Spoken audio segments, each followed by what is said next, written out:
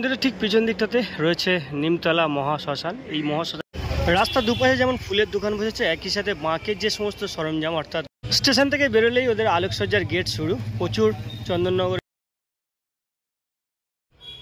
রাত পোহালেই শ্রাবণ মাস শুরু। হাজার হাজার লাখো লাখো ভক্তরা বাবার মাথায় জল ঢালার জন্য মন্দিরে ভিড় জমায়। কাশী বিশ্বনাথ থেকে শুরু করে তারকেশ্বর সর্বত্র অগণিত মানুষ ভক্তির টানে বাবার মাথায় জল ঢালতে আসে। আজকের এই স্পেশাল ব্লগে আমি তোমাদেরকে শ্রাবণ মাস উপলক্ষে কলকাতার দুটি প্রাচীন এবং জাগ্রত মন্দিরের সঙ্গে পরিচয় করাবো।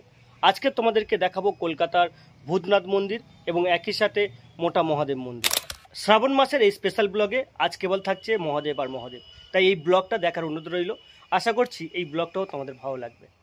আমি বরাবরই আইরিতলার এই স্টেশন থেকেই ভূতনাথ মন্দিরের ব্লগটা শুরু করি। আজকেরও এই আইরিতলা শোভাবাজার আইরিতলা স্টেশনে নামলাম। এখান থেকে আমি বেরিয়ে গঙ্গার পাড় ধরে একেবারে সোজাসুজি যাব ভূতনাথ মন্দিরে।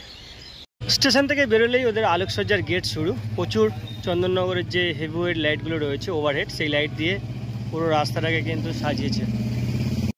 রাস্তার দুপাশে যেমন ফুলের দোকান বসেছে, একই সাথে বাঁকের যে সমস্ত সরঞ্জাম, অর্থাৎ গঙ্গার জল নেওয়ার যে সমস্ত সরঞ্জামগুলো লাগে সেগুলো কিন্তু বিক্রি হচ্ছে। আর যারা এখান থেকে জল নিয়ে বিভিন্ন জায়গায় যায় তারা এই সমস্ত জিনিসগুলো সংগ্রহ করে।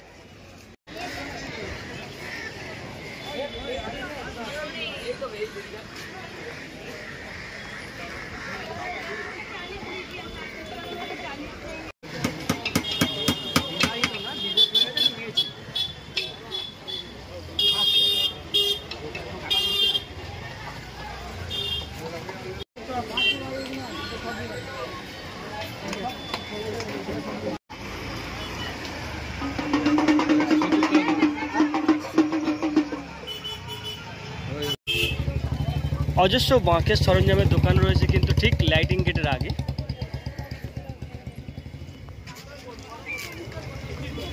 আর এই হচ্ছে একেবারে ওদের লাইটিং গেট, আর লাইটগুলো জ্বালিয়ে দিয়েছে এই মুহূর্তে। সমস্ত এলাকা জুড়ে প্রচুর গেরুয়া পতাকা দিয়ে সাজানো হয়েছে ফুলের দোকান। আর এই হচ্ছে মূল মন্দির।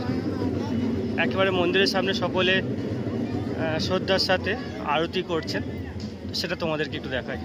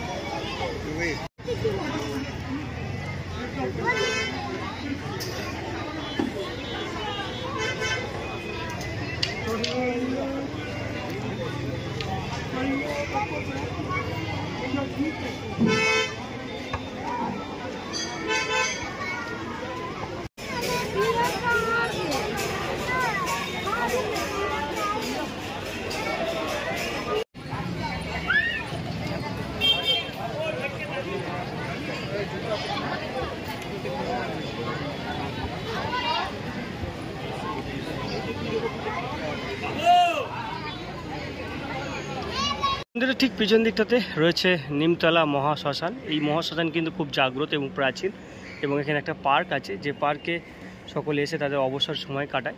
পার্কের একদম শেষ থেকে সালকিয়া যেমন দেখা যায় তেমন কিন্তু হাওড়া ব্রিজ দেখা যায়, তোমাদেরকে দেখাবো। তার আগে পার্কটা একটু দেখাই।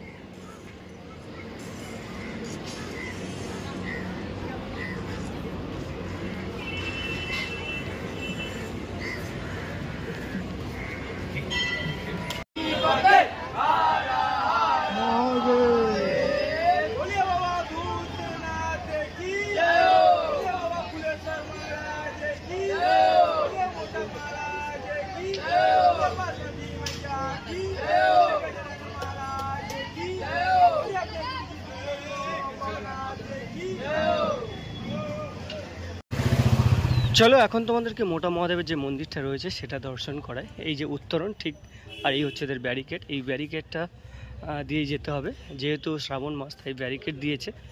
আর কিছুটাই গেলেই মোটামুটি মন্দিরটা পড়ে, আর ওদের আলোকসজ্জাও রয়েছে বেশ সুন্দর। তো চলো আস্তে আস্তে মন্দিরটা যাই আর তোমাদেরকে প্রাচীন এই মন্দিরটার দর্শন করাই।